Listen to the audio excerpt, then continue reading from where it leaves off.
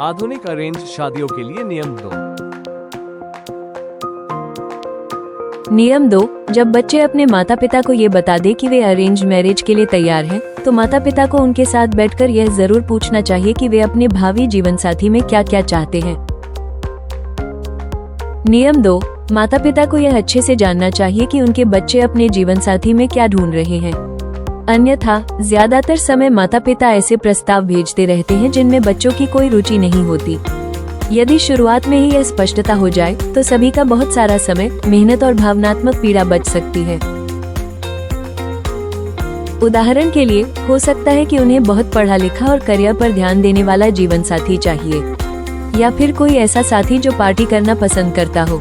कुछ लोग अच्छे दिखने वाले या लंबे कद वाले साथी को पसंद कर सकते हैं, या फिर ऐसा जीवन साथी चाहिए जो घूमना फिरना बहुत पसंद करता हो।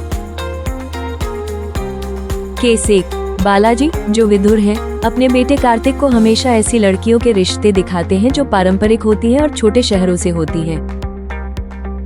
कार्तिक, जो बेंगलुरु में काम करता है, एक मॉडर्न और करियर बनाने वाली लड़की चाहता है, इसलिए वो अपने पापा के सुझाए हुए सारे रिश्ते मना कर देता है। इस वजह से जिन लड़कियों को वो मना करता है, उनके लिए ये बहुत दुखद और अपमानजनक होता है। ये पूरे मामले में दोनों तरफ के माता पिता के लिए भी बहुत दुखद होता है। कार्तिक अपने पापा को ये बताने से डरता है कि वो अपने जीवन साथी में क्या चाहता है, इसलिए कृपया अपने बच्चे के साथ बैठकर आराम से बात करें और समझें कि वो अपने जीवन साथी में क्या ढूंढ रहा है, फिर ही रिश्ते देखना शुरू करें। केस 2, रोहिणी की मां जानकी उसके लिए एक अच्छा वर ढूंढ रही थी। उनकी दोस्त ज्योति ने श्याम का सुझाव दिया, जो बहुत पढ़ा लिखा था और एक अच्छे परिवार से था। ज्योति ने श्याम का फोन नंबर रोहिणी को दे दिया। अगले दिन रोहिणी ने श्याम को फोन किया और दोनों ने कॉफी पर मिलने का तय किया। उनकी पहली ही मुलाकात बहुत अच्छी रही और वे तुरंत एक दूसरे को पसंद करने लगे। अगले 2 हफ्तों तक वे नियमित रूप से मिलने लगे। दोनों तरफ के माता पिता बहुत खुश थे। उन्होंने सोचा कि अब हफ्ते के अंत में मिलकर आगे की बात करें। लेकिन अचानक एक दिन रोहिणी अपनी मां के पास आई और बोली कि वो अब श्याम से नहीं मिलना चाहती। उसने बताया कि जब वे उस दिन डिनर पर मिले थे, तब बच्चों को लेकर बात चली। श्याम ने साफ साफ कह दिया कि उसे बच्चे नहीं चाहिए। रोहिणी खुद मां बनना चाहती थी और उसे बच्चों की बहुत इच्छा थी। इसके बाद उसने 2 और लड़कों से मुलाकात की, लेकिन उन्होंने भी साफ कहा कि उन्हें बच्चे नहीं चाहिए। ये सुनकर जानकी और उनका परिवार हैरान रह गया कि आजकल इतने सारे युवा शादी तो करना चाहते हैं, लेकिन बच्चे नहीं चाहते। जानकी की चचेरी बहन ने रोहिणी के लिए रंगा का नाम सुझाया। रंगा अच्छे परिवार से था और पढ़ाई लिखाई में भी बहुत अच्छा था। जानकी ने अपनी बहन से कहा कि पहले ये पूछ लो कि क्या रंगा को बच्चे चाहिए। जब बहन ने पता किया और बताया कि हाँ, रंगा को बच्चे चाहिए, तो दोनों ने एक दूसरे के फोन नंबर ले लिए।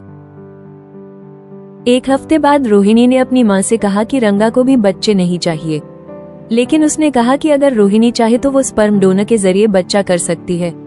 अब दोनों ने फैसला किया है कि वे सिर्फ दोस्त बनकर मिलेंगे। आगे क्या होता है, इसकी जानकारी आपको देते रहेंगे।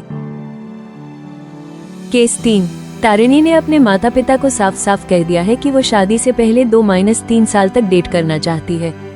उसकी दूसरी शर्त यह है कि वो बच्चे नहीं चाहती। अगर हर कोई इसी तरह साफ और ईमानदारी से अपनी बात कह दे, तो सभी परिवारों का बहुत सारा समय, मेहनत और दुख बच सकता है। इसलिए माता पिता से निवेदन है कि आज के बच्चों की शादी को लेकर कुछ खास शर्तें और सोच होती है। कृपया उनके साथ बैठकर शांति से बात करें और समझें कि वे अपने होने वाले जीवन साथी में क्या ढूंढ रहे हैं। समय बदल रहा है। इसके बाद आप एक परिवार के रूप में मिलकर तय कर सकते हैं कि दूसरों को क्या बताना है कि आपका बेटा या बेटी अपने जीवन साथी में क्या ढूंढ रही है। आप एक लिस्ट भी बना सकते हैं ताकि जो भी रिश्ते सुझाए उन्हें साफ समझ में आए कि आप किस तरह का जीवन साथी ढूंढ रहे हैं। आधुनिक अरेंज शादियों के लिए नियम 3 शीघ्र ही प्रस्तुत होगा।